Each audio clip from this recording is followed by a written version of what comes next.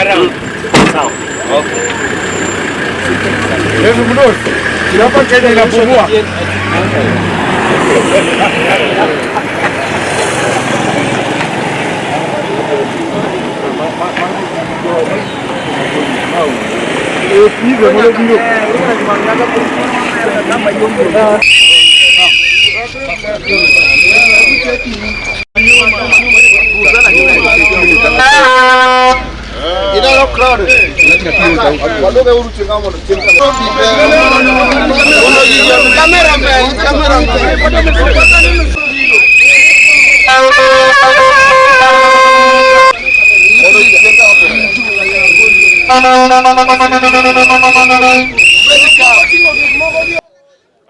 We've seen wrangles, especially in Nyanza politics and in ODM.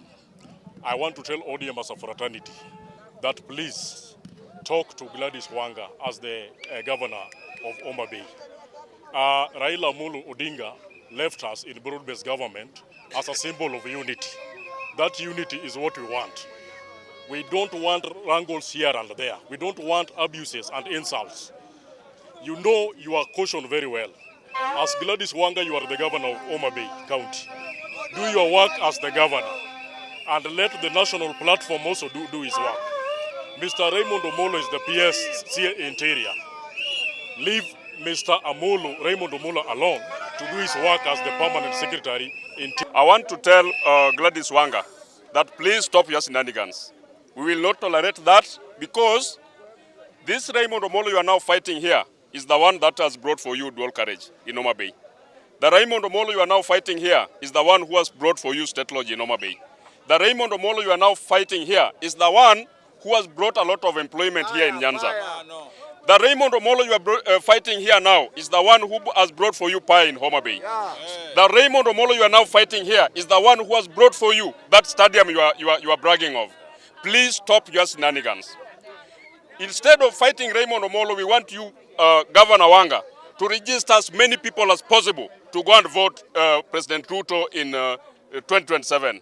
Please, Raymond Omollo, stop with you, wachana na Wanga, usimpigane, wewe nyamaza kabisa. Raymond Omollo ametusaidia na ajue ya kwamba hata hii ng'ombe anataka kukamua saa hii serikali ya Ruto. Hakupiga kura, hakupigia Ruto kura. Na ajue ya kwamba Omollo tumetoka naye mbali. Hadi tukataka hata kuchoma hapa Nyanza. Wale walipigia Ruto kura.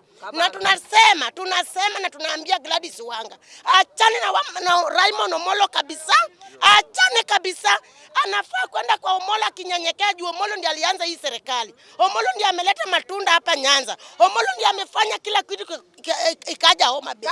Ya nini adharau Raymond Omollo? Anamdharau kwa nini? Gladys hajanunulia mama mjane nguo, hajamjengea hata nyumba, hajajua penye wajane wote wako. Tuko na huzuni na wewe kabisa Gladys Wanga. Na tunakuomba siku ya leo ulichaguliwa na wanaume. The governor, your utterances of late does not show quality of leadership that a mother like you should. A case in point is you allegedly said you are going to grow dreadlocks. This is pathetic. What does it mean?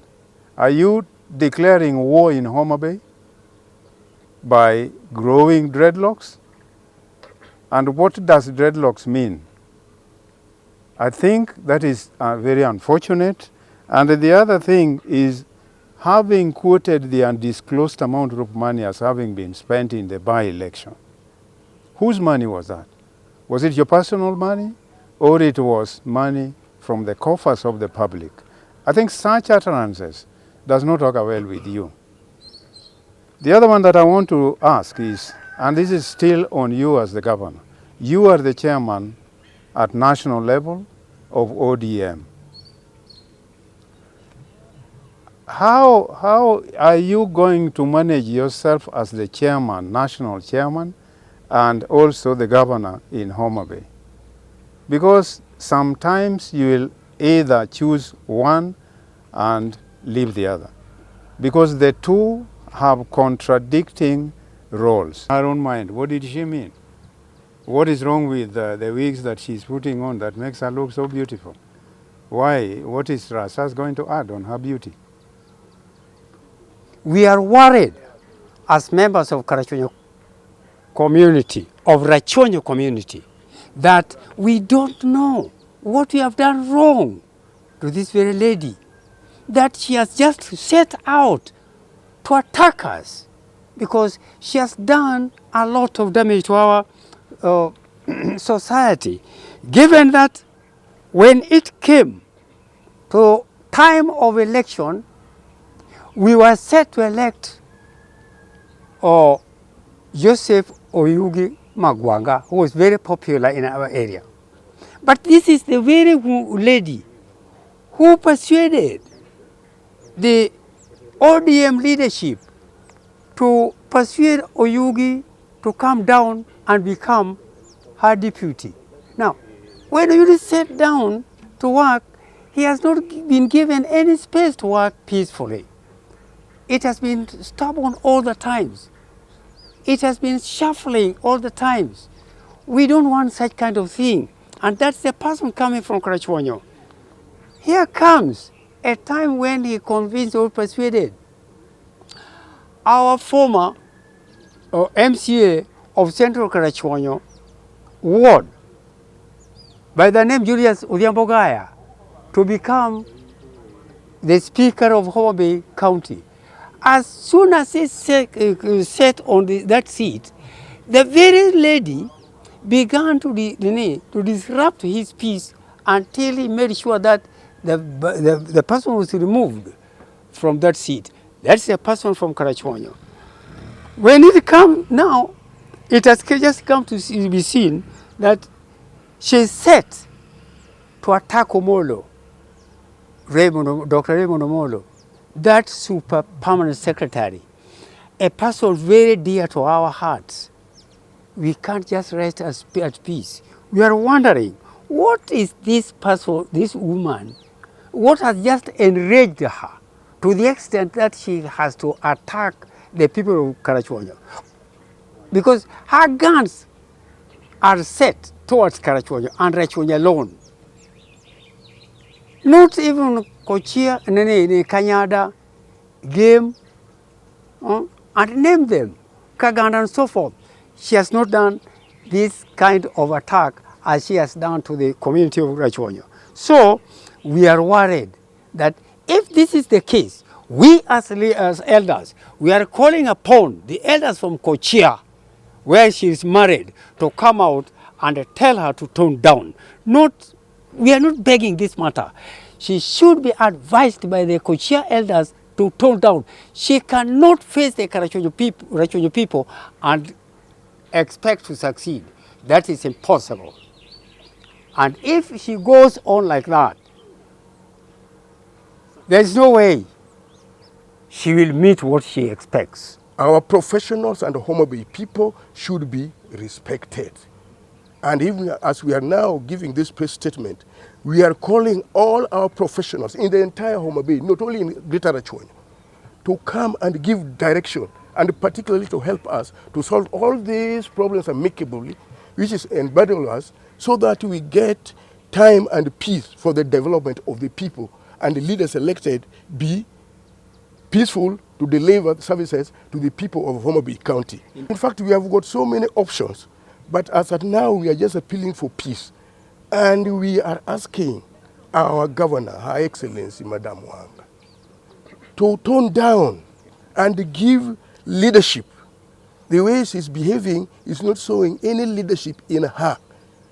So we are appealing to her and the entire water, because when it comes to politics, let politics be politics. When it comes to party affairs, let party machineries and the constitution and whatever the organs take their position. But let her not interfere with the civil servant at the government of Homabay County. Very unfortunate, and not only as a governor, but also as a national chairman of a vibrant party, ODM, which is all over national party. Very unfortunate for her, very unfortunate. And I'm asking here, through a lot of wisdom, we as elder, let her come out boldly enough and apologize to the Homabay people, because what he said that he's going to grow some rust or something like that is totally worrying us, and it's not giving us peace. Like recent attack on the PS. The PS is not PS for Homabay County. He is Kenya.